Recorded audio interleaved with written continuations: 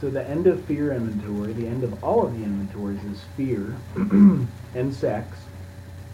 And the 9 questions we had for sex are all listed in the middle of the page.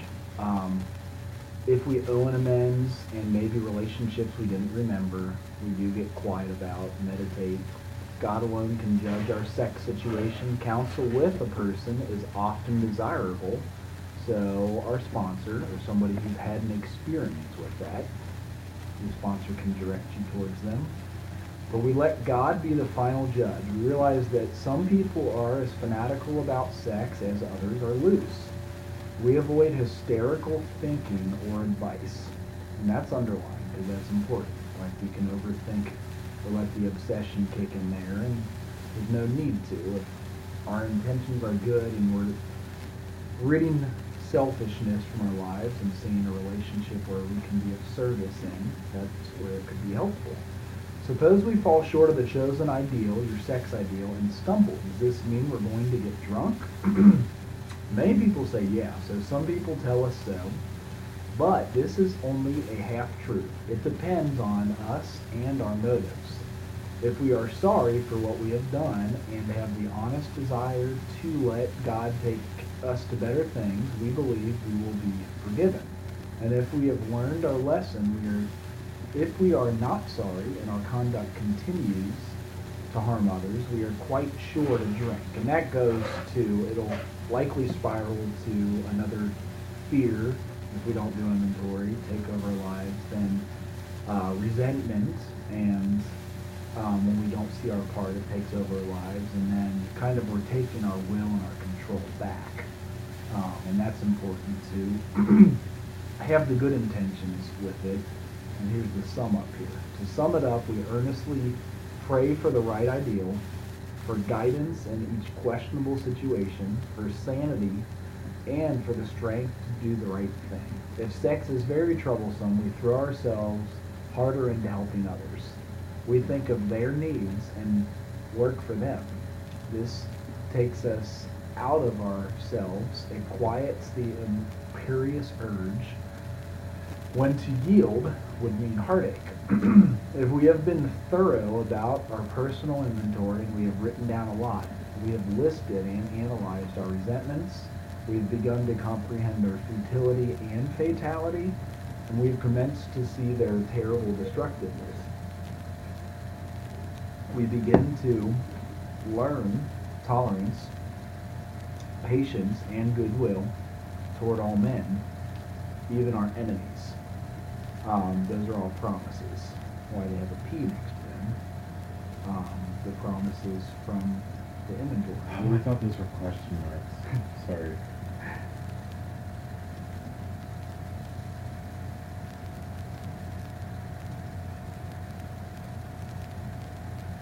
We have begun to learn tolerance, patience, goodwill toward men, even our enemies. They could be both. They could be promises or question marks. Like if I'm truly doing the inventory on all cylinders, the promises come true. They could still be in question if there's some things I'm working on. For we look on them as sick people. That's having patience and goodwill towards all men, even our enemies. We look on them as sick people. We have listed the people we have hurt by our conduct, and we are willing to straighten out the past if we can. And that's the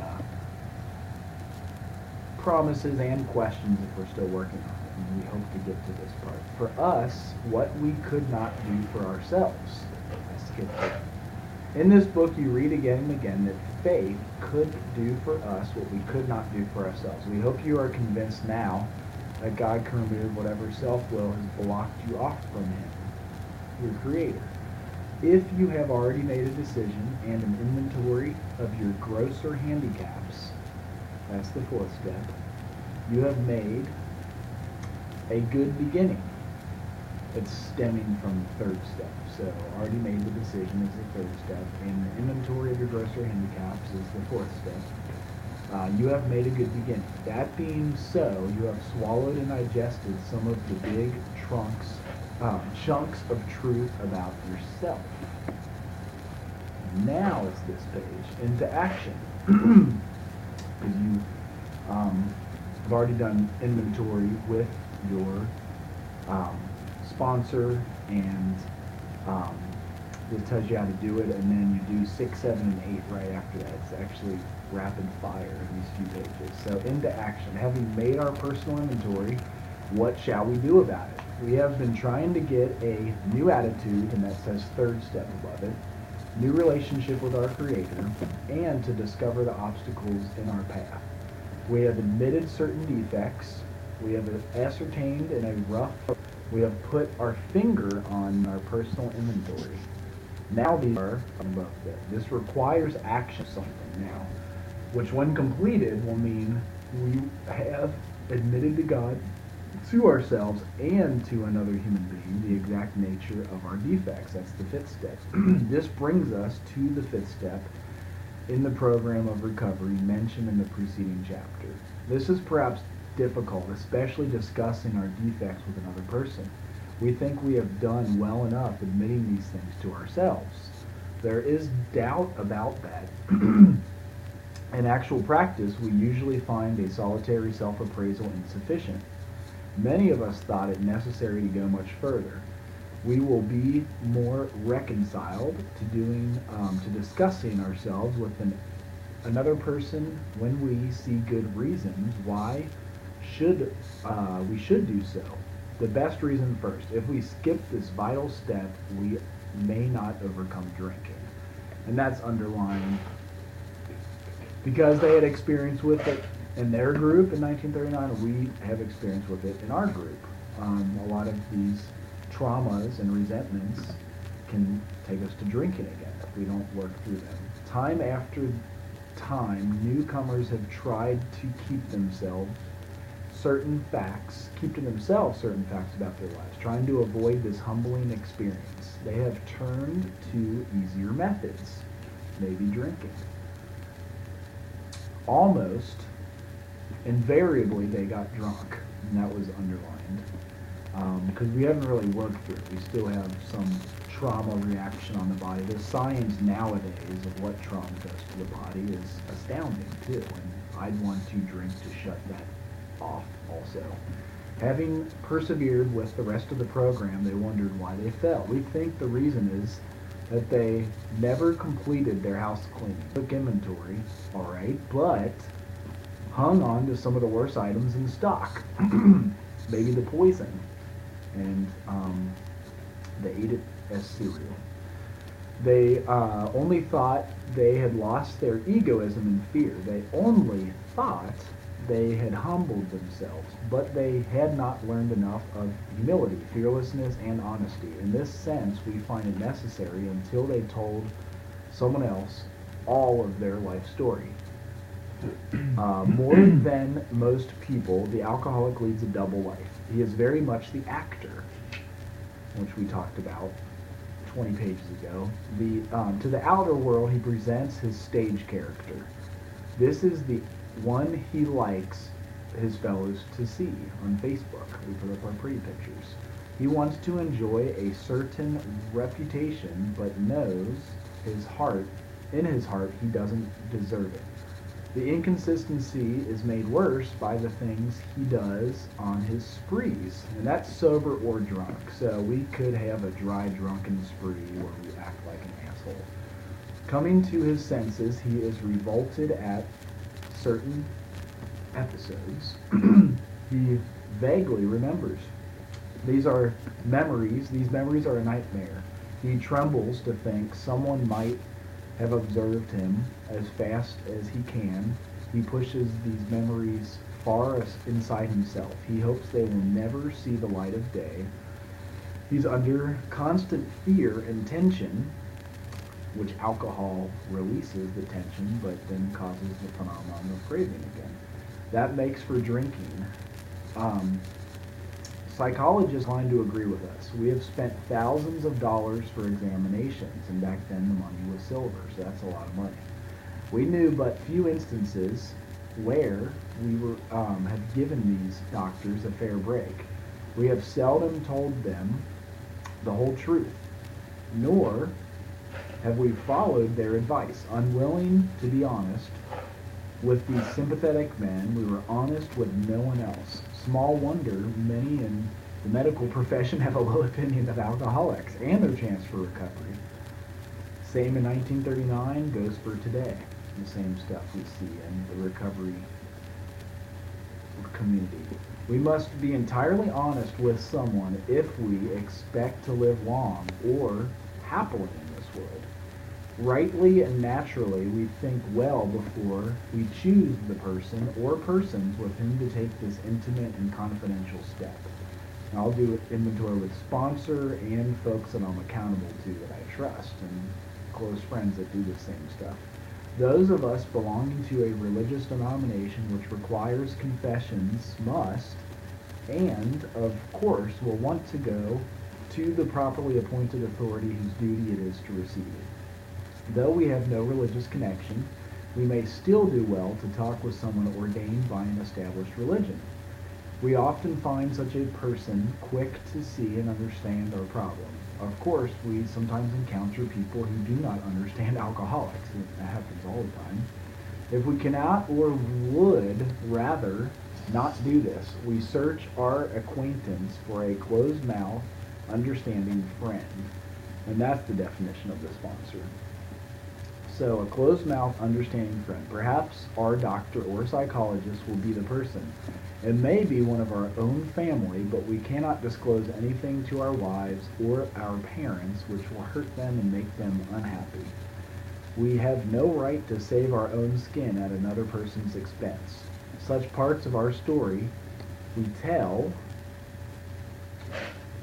to someone who will understand, yet be unaffected. The rule is we must be hard on ourselves, but always considerate of others. I had a sponsor who used to say, go easier on yourself and others, lad.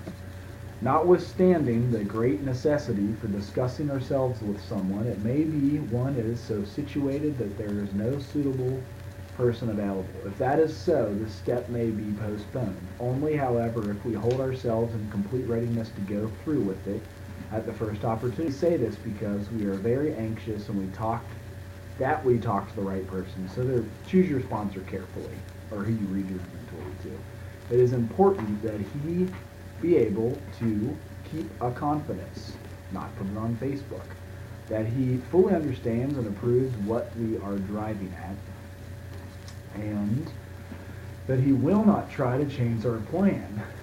But we must not use this as a mere excuse to postpone. When we decide who is to hear our story, we waste no time.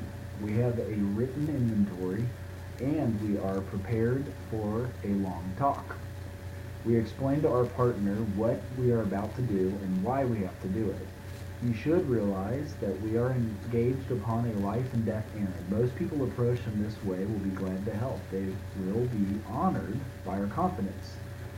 We pocket our pride and go to it. And that's the fifth step. So,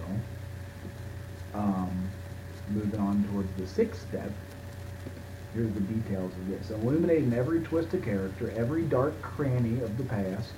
Once we have taken this step, withholding nothing, we are delighted. We can look the world in the eye. We can be alone at perfect peace and ease. Could even meditate. Our fears fall from us. We begin to feel nearness of our Creator. We may have had certain spiritual beliefs, but now we begin to have a spiritual experience. And they're different. The feeling that the drink problem has disappeared will often come strongly. We feel we are on the broad highway, walking hand in hand with the Spirit of the universe. And the first time I did inventory, I did this. Returning home, I find a place where I can be quiet for an hour. This is to make sure I didn't forget anything. Carefully reviewing what I have done, I crossed out all the we's and put I thank God from the bottom of my heart that I know him better. Taking this book down from my shelf, I turn to the page which contains the 12 steps, carefully reading the first 5 proposals. The cornerstone steps to page 47 is actually highlighted on the next sentence. I ask if I have omitted anything, for I am building an ark through which we shall walk a free man at last. Is my work solid so far? So it cross-references that page 47. Where's page 47? It is where it says that the cornerstone of our recovery is built on first knowing, conceding to my innermost self I'm a real alcoholic, step one. Then step two, knowing that I need spiritual help. And I'm asking my Creator to restore me to sanity. And that's the cornerstone. And then What's the cornerstone? that I ask Creator to return me to sanity, and then I turn my will and my life over to the care of Creator to take care of me. And that right there is I trust enough that I'm willing to write out all my stuff, all my resentments, all my character defects, share it with someone else who I certainly trust, and then build upon a spiritual life with service to others after working through these. So step two is the cornerstone. Page 47. Is my work solid so far? Are the stones properly in place? Have we skimped on the cement put into the foundation? Have we tried to make mortar without sand? And so the keystone, step 3, trusting that my higher power will take care of me. And then they cross-reference page 17 here as they talk about the cornerstone. No fellowship, only book, or if I do no book or step work, only fellowship. Like I just go to meetings to laugh, coffee and a few laughs, and hang out with people. I have to do both, the circle and the triangle, and like have unity, service, and recovery, take others through the book, have a community that I'm accountable to and do service with, and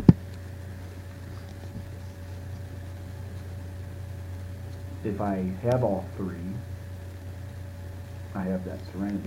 I'll stop it there. But so these are all the foundational things. They're saying also that you skip a resentment, essentially. You go home and get quiet to make sure you didn't forget one. Or forget any part of the inventory. Right? Yeah, Isn't it- because sometimes traumatization, you push that shit down deep and you don't remember childhood, whatever it may have been. And it's making my computer mad at me. Stop it again.